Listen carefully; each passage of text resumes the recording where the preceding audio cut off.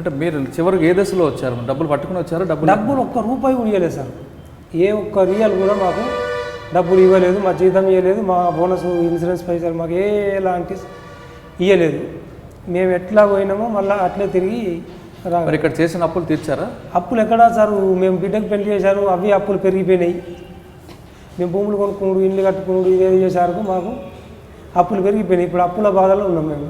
అప్పులు తీర్చాలంటే మాకు ఒక పని కల్పించాలి, గవర్నమెంట్ సహకారం కావాలి మాకు.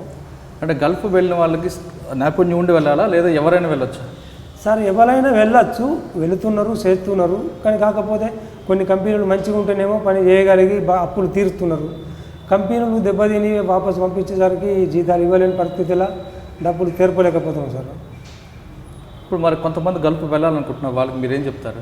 గల్ఫ్ వెళ్ళాలనుకుంటే కంపెనీ మొదలు డీటెయిల్స్ ఏది తెలుసుకోవాలి. కంపెనీ స్టోరీ ఎట్లున్నది, ఇవ్వగలగదా? కలవకపోతే మనం ఇప్పుడు ఒక కమ్సే కమ్ ₹1,00,000 ఇక్కడ ఇండియా రూపాయలు కట్టి మనం బయటకు వెళ్ళిపోతున్నాం. మనకి ఇంటికాడ దాదాపు ఒక 2 లక్షలు 3 లక్షలు మన పరిస్థితిని బట్టి అప్పులు ఉంటాయి. అవి తీర్పాలంటే మనకు ఒక 4 సంవత్సరాలు 5 సంవత్సరాలు నడవాలి. నడవలేని పరిస్థితుల్లో సంవత్సరానికి 6 నెలలుగా మనం వాపసు రిటర్న్ పంపింది అనుకోండి, ఇచ్చిన వారికి మనం డబ్బులు తిరిగి ఎలా కడతాం? అది ముందు ఆలోచించుకొని వెళ్ళాలా వద్దా, ఆ కంపెనీ పరిస్థితి ఏంటి అనేది ముందు వివరాలు తెలుసుకొని మంచిగా ఉంటేనే పోవాలి, లేకపోతే పోవాలి సార్. ఓకే, మీరు డబ్బులు సంపాదిస్తామని వెళ్ళారు కానీ ఖాళీ చేతులతో ఉట్టి చేతులతో వచ్చారు.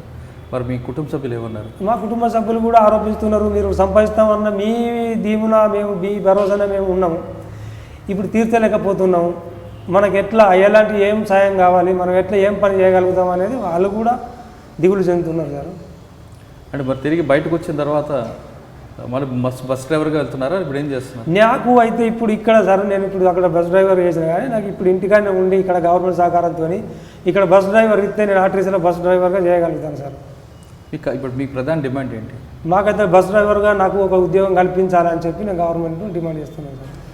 కొత్తగా వెళ్తాం అనుకుంటున్న వాళ్ళకి మీరు ఏంటి సలహా ఇస్తారు? కొత్తగా వెళ్ళాలనుకుంటున్న వారు మంచి కంపెనీ అయితే వెళ్ళాలి, లేకపోతే వెళ్ళి నష్టాల పాలవుడు లాభం లేదు సార్. ఇక్కడనే ఏదైనా గవర్నమెంట్ తరఫున ఏదైనా చిన్నపాటి ఉద్యోగమా లేకపోతే ఏదైనా పనులా ఇక్కడ చేసుకుంటేనే బాగుంటుంది సార్. మోసాలు బాగా జరుగుతున్నాయి, ఏజెంట్లు మోసాలు చేస్తున్నారు, డబ్బులు తీసుకుంటారు, పంపించలేరు, జీతం కింద ₹1000 500 మనకు చెప్తున్నారు, కానీ చెప్పిన ప్రకారంగా మనకు అక్కడ జీతాలు ఉండలేవు, అక్కడ ఇబ్బందులు ఎక్కువ అవుతున్నాయి, పనులు ఎక్కువ అవుతున్నాయి. కాబట్టి ముందు తెలుసుకొని అన్ని అగ్రిమెంట్లు బరాబర్ ఉంటేనే క్లియర్గా ఉంటే పోవాలి, లేకపోతే పోవద్దు. ఇక్కడ ఏదైనా వేరే ఒక పనులు చేసుకొని బతకాలనే చెప్తున్నారు. మీరు దాదాపు 3 డ్రైవింగ్ లైసెన్స్ ఉన్నాయి, ఇండియాతో పాటు సౌదీలో, ఖతార్ అని. ఈ 3 దేశాల్లో ఎక్కువ సమస్యలు ఉన్న దేశం ఇది. నేను ఇప్పుడు ఎక్కువ ఖతార్లో 5 సంవత్సరాలు ఉన్నాను సార్, సౌదీలో 8 సంవత్సరాలు ఉన్నాను. నేను మలేషియా కూడా మలేషియా కూడా వెళ్ళాను, అక్కడ ఒక 4 సంవత్సరాలు ఆపరేటర్ చేశాను. ఈ 3 దేశాల్లో ఎక్కువ సమస్యలు ఎక్కడ ఉంటాయి? సౌదీలో ఉన్నాను సార్. అంటే సౌదీలో సమస్యలు ఎక్కువ ఉంటాయి? సౌదీలో ఎక్కువ సంవత్సరాలు ఉన్నాను, 8 సంవత్సరాలు. అంటే అక్కడ వెళ్ళడం కష్టం, మంచిది కదంట? మంచిది అంటే సార్ పోయినప్పుడు బాగానే ఉన్నది, నాకు కూడా బాగలేదని ఎందుకు, బాగానే ఉన్నది, మంచిగా పని చేసుకున్నాం. కానీ ఇప్పుడు వచ్చే 2 సంవత్సరాలు లాస్ట్ ఎండింగ్లో నేను అప్పుడు 2018 మార్చిలో వచ్చాను, మా బిడ్డ పెళ్లి చేశాను, అప్పులు చేశాను.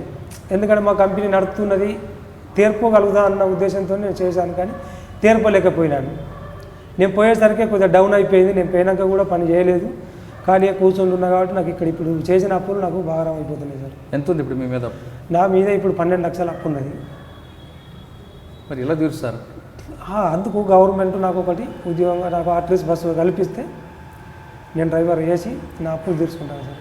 అంటే ఎంత ఉద్యోగం కల్పించినా 12 లక్షల రూపాయలు అప్పు ఎలా తీరుస్తాను? బాగానే అవుతుంది సార్, ఏం చేస్తాను, దీన్ని నేను పని చేయగలుగుతా అన్న ఉద్దేశంతో నేను వెళ్ళాను, కానీ చేసే ఉద్దేశం నా దగ్గర, చేసే శక్తి ఉన్నది, కాకపోతే లేదు అక్కడ పని. ఇప్పుడు మీకు ప్రభుత్వం ఉద్యోగం కల్పించిన 12 లక్షల రూపాయలు అప్పు తీర్చడం సాధ్యమంటారా? సాధ్యం కాదు, కానీ సార్ ఏం చేసారు, కొంత లోన్ ఇచ్చి కొంత మాకు ఆర్థిక సాయంగా ఉపయోగపడాలి. మీరు చూస్తున్నారు ఐ డ్రీమ్ న్యూస్ని. మీరు చూస్తున్నది ఐ డ్రీమ్ న్యూస్. అంటే కళలని నిజం చేస్తూ ప్రజలకి నిజాలని కళల ద్వారా తీసుకొచ్చే ఐ డ్రీమ్కి మై బెస్ట్ విషెస్. మీరు చూస్తున్నది I dream news.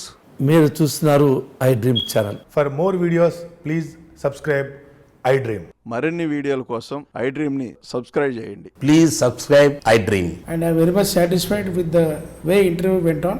Kindly subscribe to I Dream. For more videos, subscribe to I Dream. And loads of fun entertainment and content. Do watch